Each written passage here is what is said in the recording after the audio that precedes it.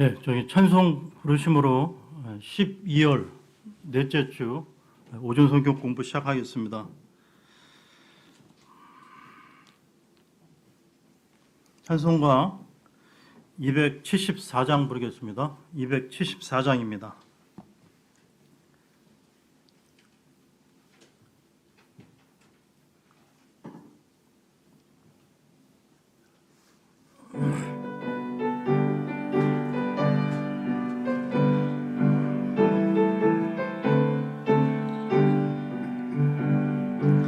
아름다운 이야기가 있네.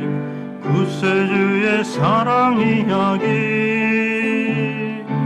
영광스런 하늘 떠난 사랑, 나와 같은 죄인 구하려. 주님의 그 사랑은 정말 놀랍네, 놀랍네, 놀랍네. 주님의 그 사랑은 정말 놀랍네. 나를 위한 것일세. 넓고 넓은 우주 속에 있는 많고 많은 사람들 중에 구원받고 보호받은 이 몸, 주의 사랑받고 산다네. 주님의 그 사랑은 정말 놀랍네, 놀랍네, 놀랍네. 오, 주님의 그 사랑은 정말 놀랍네. 나를 위한 것일세. 사람들은 이해할 수 없네. 주를 보낸 하나님 사랑, 이 사랑이 나를 살게 하네. 갈보리의 구속의 사랑, 주님의 그 사랑은 정말 놀랍네, 놀랍네, 놀랍네. 오, 주님의 그 사랑은 정말 놀랍네. 나를 위한 것일세.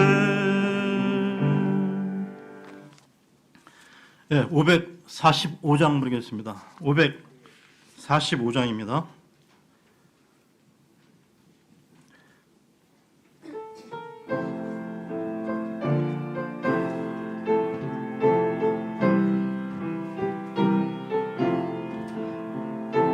나는 새를 보라 농사하지 않으며 식모와 곡간 안에 들인 것이 없어도 세상 그가 나는 주님 새를 먹여주시니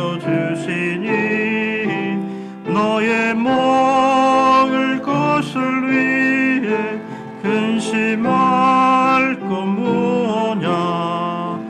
들의 백합화를 보라 길쌈수고 안에도 솔로몬의 입은 옷도 이것만 못하였네. 아궁 속에 던질 불도 깊이 식거든. 사랑하는 자녀들을 입히시지 않으랴. 너희들은 세상에서 무엇 먹고 마시며 무슨 옷을 입고 살까 염려하지 말아라. 이는 이방 사람들이 간구하는 것이요 너의 하늘 아버지는 너의 쓸 것 아신다. 너는 먼저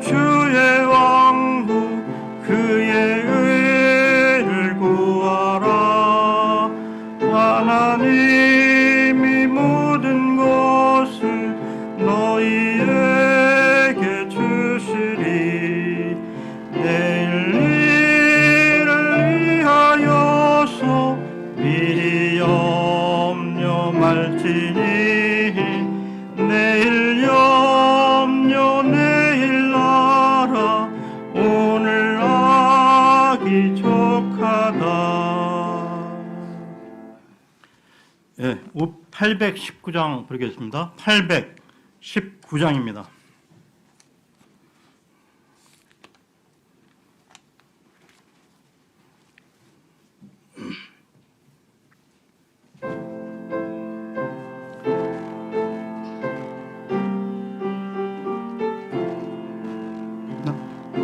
이제 주님의 새 생명 얻은 몸 옛 것은 지나고 새 사람이로다.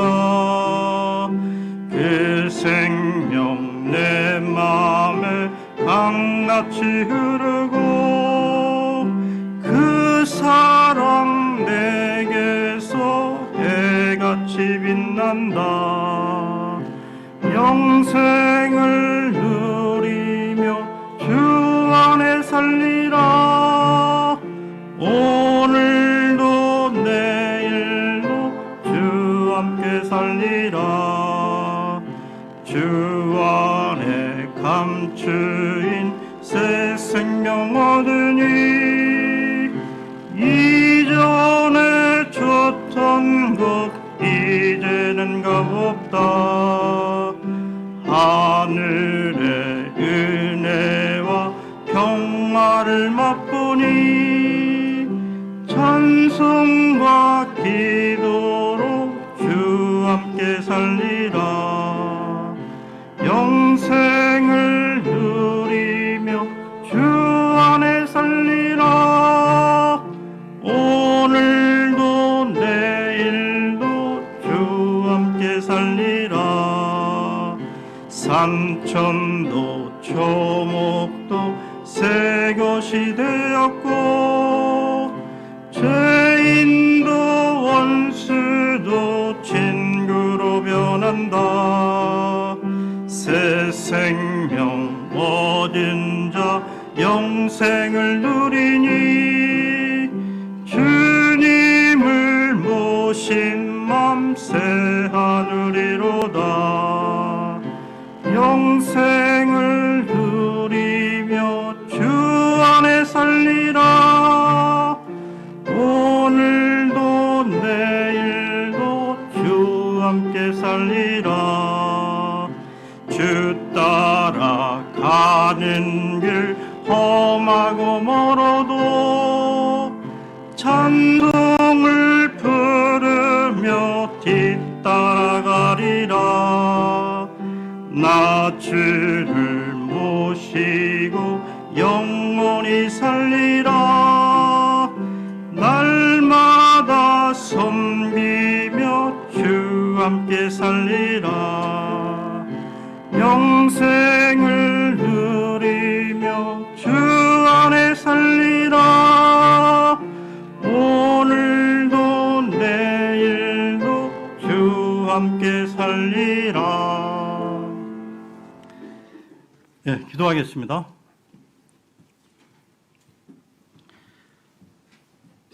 아버지 하나님, 감사합니다. 지난 한 주간도 주님의 크신 긍휼로 지켜주셨다가 오늘 주일 첫날 살아계신 생명의 말씀을 나눌 수 있도록 큰 은혜를 베풀어 주심을 감사드립니다. 이 시간 말씀을 나눌 때 저희들이 오롯이 이 말씀에 집중할 수 있도록 또한 악한 영이 방해치 못하도록 성령께서 저희들의 마음을 다잡아 주시고 또한 이 말씀들의 바른 뜻을 잘 이해할 수 있도록 저희들의 지각을 열어 주옵소서. 또한 저희들이 하나님의 말씀을 배워갈수록 저희들의 삶이 점점 더 주님이 기뻐하시는 주님의 모습을 닮아가는 저희들이 되기를 바라옵나이다. 그래야 이 악한 세상 가운데서도 온 지체들이 믿음의 정체성을 지켜나가며 그리스도의 군사로서의 역할과 사명을 감당하게 하옵소서. 그 연장선에서 주님의 몸된 이 진리침례교회가 더욱더 건강하고 강성한 지역교회로 세워져 가게 하옵소서. 오늘도 여러 집회와 모임 가운데 하나님께 영광을 돌리며 지체들 간의 참 교제를 회복함으로 위로와 기쁨의 시간이 되어지기를 바라오며 이 모든 간구를 곧 다시 오셔서 우리를 데려가실 우리 주 예수 그리스도의 이름으로 기도하옵나이다. 아멘. 오늘은 요한복음 38번째 시간입니다. 지난 시간에 다른 위로자 되신 성령님이라는 제목으로 말씀을 나누었고요. 오늘은 주님이 주시는 평안이라는 제목으로 말씀을 나누겠습니다. 지난 시간에 요한복음 14장 18절까지 살펴보았고요. 계속 이어서 보겠습니다. 요한복음 14장 19절을 보겠습니다. 요한복음 14장 19절입니다. 조금 있으면 세상은 더 이상 나를 보지 못하되 너희는 나를 보리니 내가 살아 있으므로 너희도 살리라. 이 말씀은 예수님께서 이 십자가 처형 뒤에 있을 부활을 예언하신 것입니다. 예수님께서 이 죽은 자들로부터 다시 살아나시면 제자들에게 나타나실 때 그들은 주님을 보게 될 것이고 주님께서 하늘로 올라가실 때도 보게 되는데요. 그에 반해 세상이 주님을 마지막으로 본 것은 십자가에 달리신 주님으로서 그 이후 세상은 요한계시록 1장 7절 전에는 결코 주님을 다시 보지 못하게 된다는 것입니다. 그러면 요한계시록 1장 7절을 보겠습니다. 요한계시록 1장 7절입니다.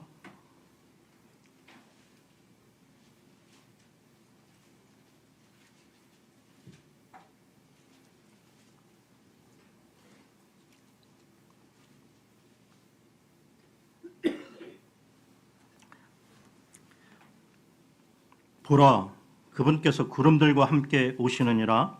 모든 눈이 그분을 보겠고 그분을 찌른 자들도 볼 것이요 땅의 모든 족속들이 그분으로 인하여 통곡하리니 참으로 그러하리로다. 아멘. 세상은 재림하시는 주님께서 흰 말을 타고 이 하늘에서 내려오는 것을 보기 전까지는 다시는 주님을 볼 수 없다는 것입니다. 그러면 요한복음으로 돌아와서요. 14장 20절을 보겠습니다. 요한복음 14장 20절입니다. 그날에는 내가 내 아버지 안에 너희가 내 안에 내가 너희 안에 있음을 너희가 알리라.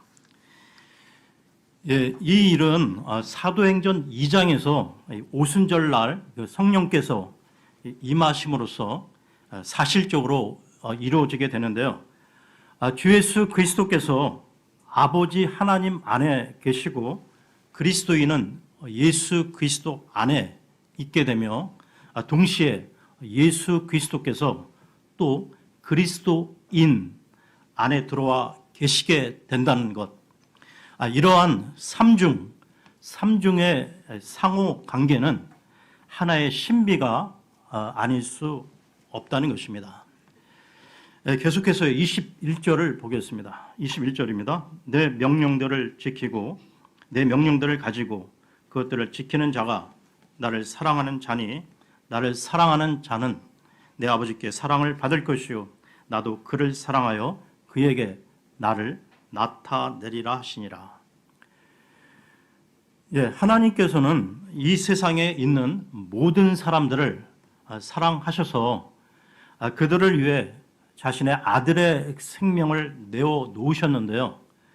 하지만 그 중에서도 하나님은 자신의 명령을 지키는 사람을 더 사랑하실 것입니다. 불의를 행하는 자를 더 사랑하는 것은 의롭지 않기 때문이죠. 이와 관련해서 고린도 후서로 가겠습니다. 고린도 후서 6장 14절을 보겠습니다. 고린도 후서 6장 14절입니다.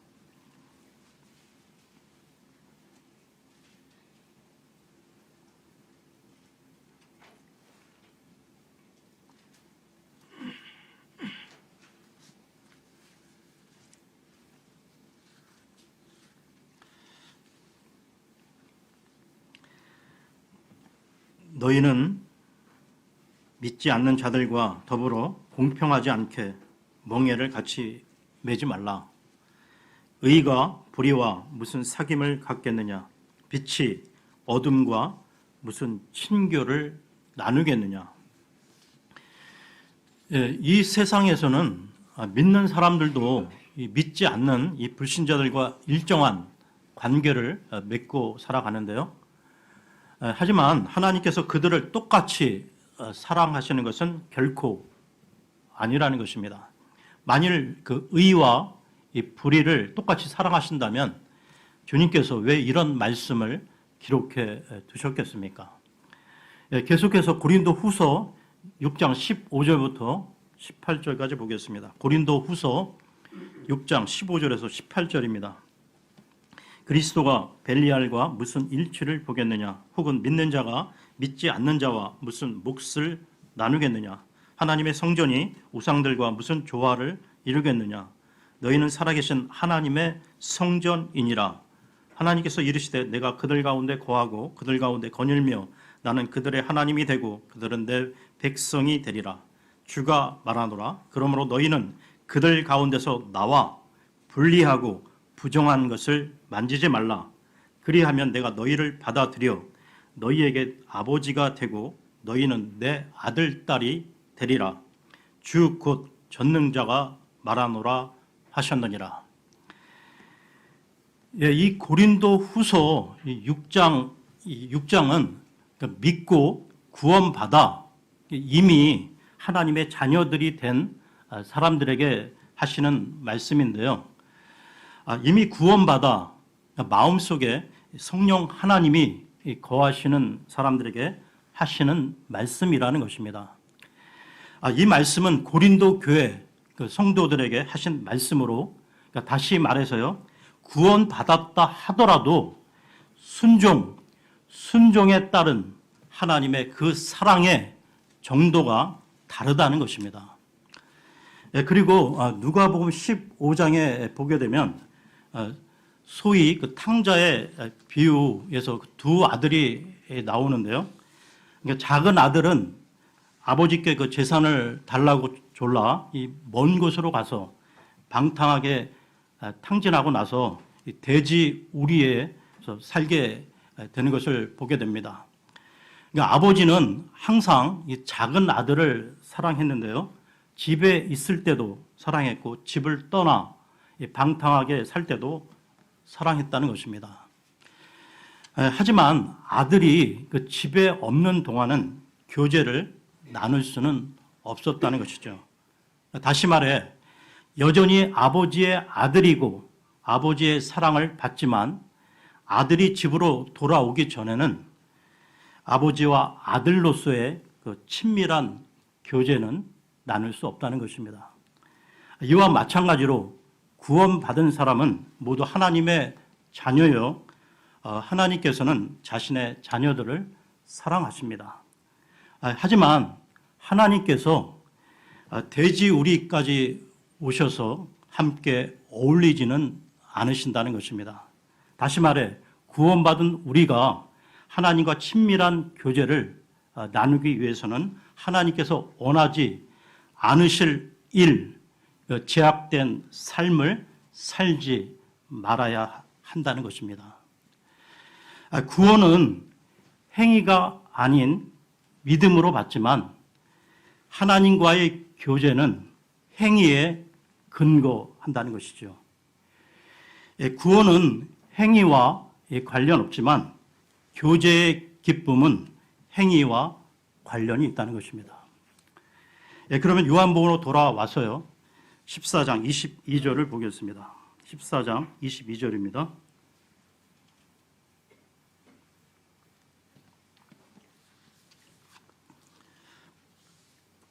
가롯이 아닌 유다가 그분께 이르되 주여 어찌 주께서 우리에게는 자신을 나타내시고 세상에는 아니하려 하시나이까 하매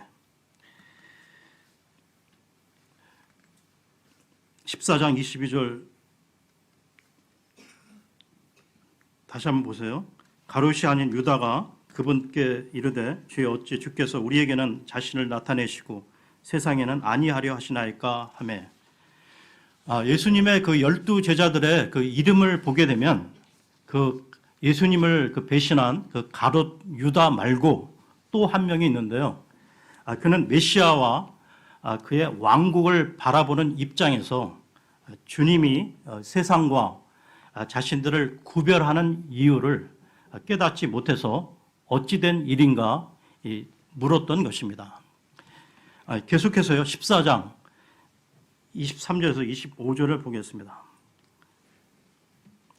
14장 23절에서 25절입니다. 예수님께서 그에게 대답하여 이르시되 사람이 나를 사랑하면 내 말들을 지키리니 내 아버지께서 그를 사랑하실 것이요 우리가 그에게 가서 우리의 거처가 그와 함께 있게 하리라. 나를 사랑하지 아니하는 자는 내 말들을 지키지 아니하나니 너희가 듣는 말은 내 것이 아니요 나를 보내신 아버지의 것이니라. 내가 아직 너희와 함께 있으며 이것들을 너희에게 말하였거니와. 어떻게 자신을 나타내시렵니까? 라는 이 제자의 물음에 주님께서는 주님의 말씀을 지키면 그에게 가서 그와 함께 하겠다고 하시는데요. 주님을 사랑하면 주님의 말씀을 지킬 것이고 그러면 주님께서 함께 계시겠다는 것입니다. 주님께서 명령하신 대로 성경을 읽고 기도를 하고 복음을 전하는 모습들이 그리스도께서 자신 안에 사시며 자신이 영원한 생명을 가지고 있다는 것을 증명하는 것인데요. 왜냐하면 참된 구원의 확신은 느낌이나 경험에서 오는 것이 아니라 하나님께서 하신 명령에 순종하는 데서 오기 때문입니다. 그런데요, 이와 달리 아무리 방언을 하고 무엇인가를 느끼고 환상을 보고 무슨 신비한 체험을 한다 해도 자신이 구원받았으며 하나님의 길을 걷고 있다고 확신하지 못하는 사람들이 있습니다. 그래서 그들은 계속 이전에 느꼈던 그 느낌을 찾아 돌아다니며 종교 생활을 하는데요. 대표적인 사람들이 그 은사주의자들 그런 사람들입니다. 이런 사람들은 우리 주변에서 어렵지 않게 볼 수 있다는 것이죠. 그러니까 그들은 자신들이 그 초자연적인 경험을 했다고 하지만 죽으면 어디로 가는지도 모르고 확신하지도 못하는데요. 하지만 하나님의 말씀을 믿고 그분의 말씀에 순종하는 사람들은 자신이 구원받았다는 이 사실을 알고 성령님께서 어디에 계신지도 알며 죽으면 어디로 가는지도 정확히 안다는 것입니다. 왜냐하면 주님께서는 느낌이나 감정을 통해서가 아니라 자신의 말씀에 순종하는 사람들의 마음속에서 역사하시는 성령님을 통해 확신을 주시기 때문이죠. 그러면 계속해서 14장 26절을 보겠습니다. 26절입니다. 위로자 곧 아버지께서 내 이름으로 보내실 성령님 그분께서 너희에게 모든 것을 가르치시고 내가 너희에게 무엇을 말하였든지 너희가 모든 것을 기억하게 하시리라. 예수님을 따르는 그 제자들의 딜레마, 이 어려움은 너무나 쉽게 주님의 교훈을 망각한다는 것인데요. 그런데 예수님은 이 성령님에 대한 놀라운 약속을 다시 하고 있습니다. 스승인 예수님이 제자들을 떠나도 걱정할 것이 없는 것이 위로자 성령님이 친히 제자들의 스승이 되어 예수님이 가르치셨던 그 모든 것을 생각나게 하시고 도와주신다는 것이죠. 이 말씀은 제자들만이 아니라 우리 마음속에 깊이 새겨두어야 할 말씀이라는 것입니다. 그렇다면 사도라든가 이 대언자라든가 목사 또는 교사라는 사람들이 있어 왔지만 엄밀히 말해서요, 사람은 그 누구도 하나님의 말씀에 대해서 100% 올바르게 가르칠 수가 없고 온전히 가르치는 분은 궁극적으로 성령님이시라는 말씀입니다. 사도행전 그 8장에서요, 이사야의 그 글을 읽고 있던 에티오피아 사람 그 네시가 그 빌립에게 이런 고백을 합니다.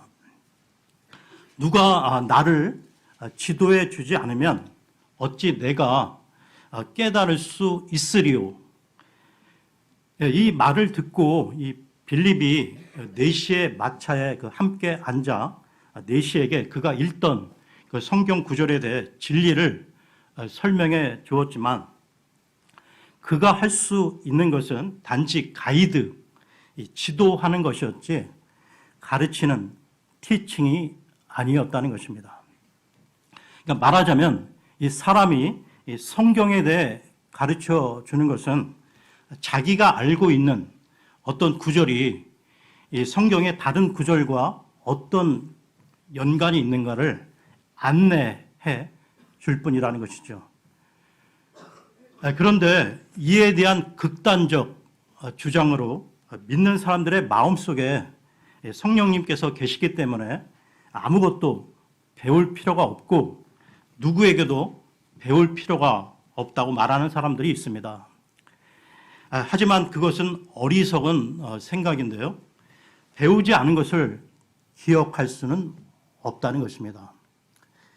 성령님께서 사용하시는 그 누군가를 통해 성경을 배워야 마음속에 거하시는 성령님께서 그 말씀을 기억하게 하실 수 있는 것이죠. 마태복음의 기록자 마태가 30살 정도에 예수님을 만났다면 그는 대략 70대 중반의 나이에 그 복음서를 기록하게 됩니다. 만일 그 성령님께서 성경을 영감, 인스퍼레이션으로 주지 않으셨다면 70대 노인이 40년 전의 일을 그 날짜와 장소와 시간과 사건과 주님께서 하신 그 모든 말씀을 정확하게 기록하는 것은 불가능했을 것입니다. 그래서 성경의 영감을 믿지 않는다면 성경을 믿지 않는 것과 같다는 것이죠. 그런데 불행하게도 현재 그 많은 그 신학교에서는 성경의 영감을 배제한 채 성경을 가르치고 있다는 것입니다. 분명한 사실은 이 성경 66권을 기록한 사람들 모두 약 한 40여 명이 되는데요. 그 사람들 안에는 성령님께서 계셨으며 그들이 성경을 기록할 때 성령 하나님의 영감으로 기록하게 하셨다는 것입니다. 그렇기 때문에 성경을 공부하는 사람들은 사람의 생각으로 말씀들을 해석하지 말고 성령님의 인도를 받지 않으면 안 된다는 것이죠. 성경을 보는 데 있어서는 영적 조명을 받아야 하는 것이 아무리 세상적으로 머리가 뛰어나고 박사, 석학이라도 구원받지 못한, 즉 그 안에 성령이 없는 사람은 성경을 도무지 이해할 수 없다는 것입니다. 계속해서 14장 27절을 보겠습니다. 27절입니다.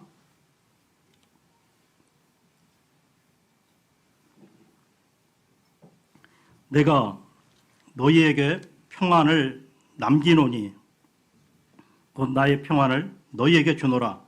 세상에 주는 것과 달리 내가 너희에게 주노니 너희는 마음에 근심하지도 말고 두려워하지도 말라. 예, 이 세상 그 뉴스들을 보게 되면 이 세상은 늘 평화, 화평이라는 말을 부르짖지만 그러나 이 세상 어디를 보아도 진짜 화평을 찾아볼 수가 없다는 것입니다. 세계 곳곳에서 이 많은 사람들이 전쟁, 기근, 질병, 사고로 고통 가운데 죽어가고 있는데요.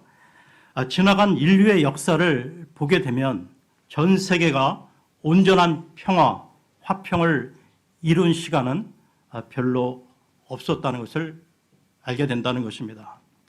그러니까 세상에 주는 평화는 일시적인 평안이요, 이기적인 평안인데요.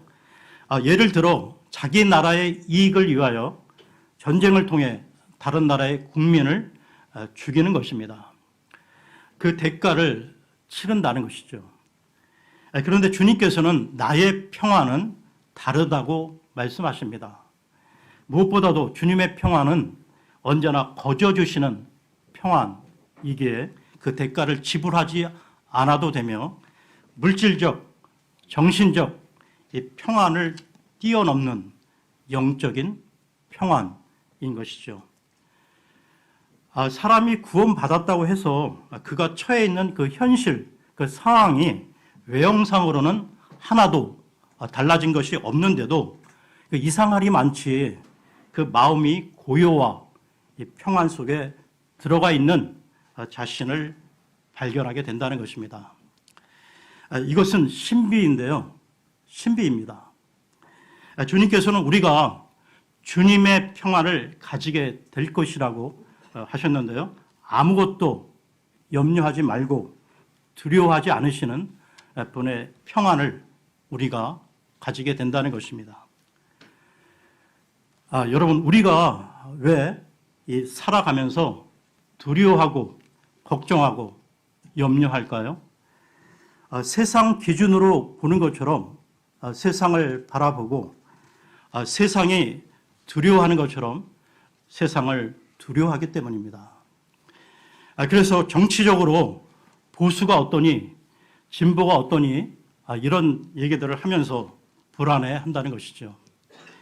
여러분들은 주님께로부터 위로자 성령님을 받으셨습니까? 그렇다면 여러분은 혼자가 아니고요. 전능하신 하나님과 함께 있는 것입니다. 내 상황, 환경, 여건과 관계없이 임마누엘 하나님이 늘 우리와 함께 하신다는 것이죠. 이 신앙의 정체성을 놓치면 안 된다는 것입니다. 그러니까 우리는 세상에 관해 하는 말로 인해 불안해하거나 두려워할 필요가 없다는 것이죠. 온 우주 만물을 창조하신 그분이 또한 이 섭리 가운데 이 모든 것을 운행하시기에 우리는 주님의 평안을 가질 수 있다는 것입니다. 여러분, 주님께서 우리에게 세상의 평안이 아닌 주님의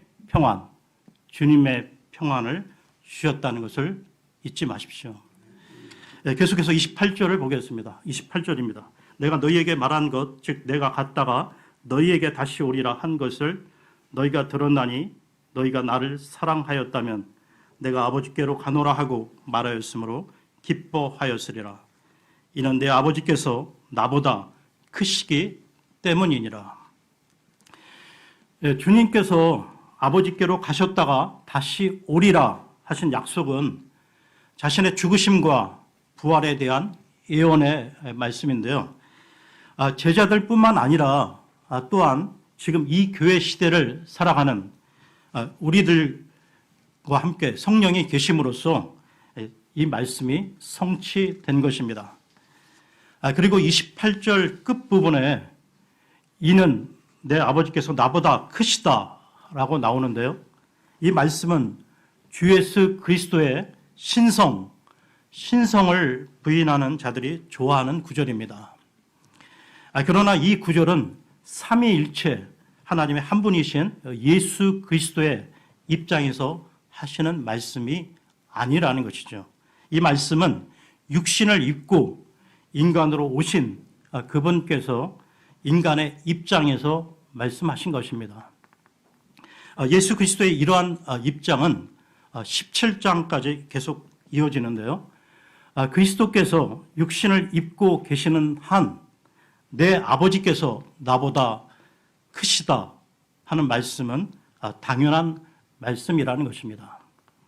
그런 주님께서 이제 그 위대하신 하나님의 본래 위치로 다시 돌아갈 시간이 온 것이죠. 계속해서 30절을 보겠습니다. 30절입니다. 이제부터는 내가 너희와 많이 말하지 아니하리니 이는 이 세상의 통치자가 오기 때문이니라. 그는 내 안에서 아무것도 취하지 못하느니라. 이제 조금만 있으면 예수 그리스도께서는 제자들의 그 곁을 떠나시고 아버지께로부터 위임 받으셨던 그 위대한 사역을 행하시게 되는데요. 이제 인간의 육신을 입고 계신 분의 입장에서 제자들을 대하실 수 있는 시간이 얼마 남지 않았고 제자들을 향한 그분의 가르침도 거의 다 끝나가고 있습니다.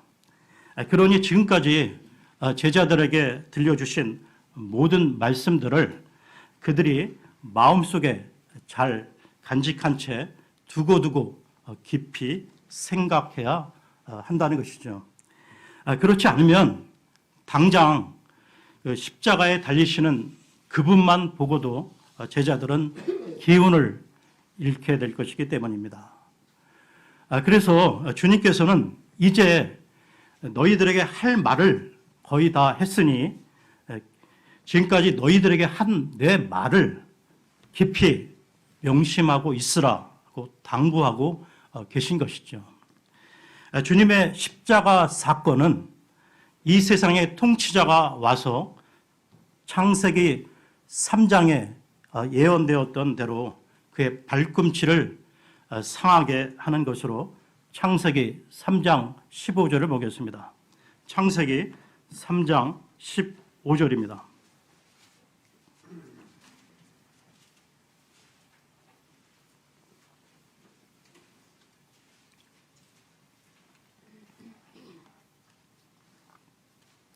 내가 너와 여자 사이에 또 내 씨와 그녀의 씨 사이에 적개심을 두리니 그 씨는 내 머리를 상하게 할 것이요 너는 그의 발꿈치를 상하게 할 것이니라 하시고. 그러나 그 요한복음 그 14장 30절 그 끝부분에 그는 내 안에서 아무것도 취하지 못한다고 말씀하시는데요. 죄 없으신 주 예수 그리스도이시기에 마귀는 그분에게 그 어떤 것도 요구할 권리를 갖지 못한다는 것입니다. 그러면 요한복음 14장 31절을 보겠습니다. 요한복음 14장 31절입니다.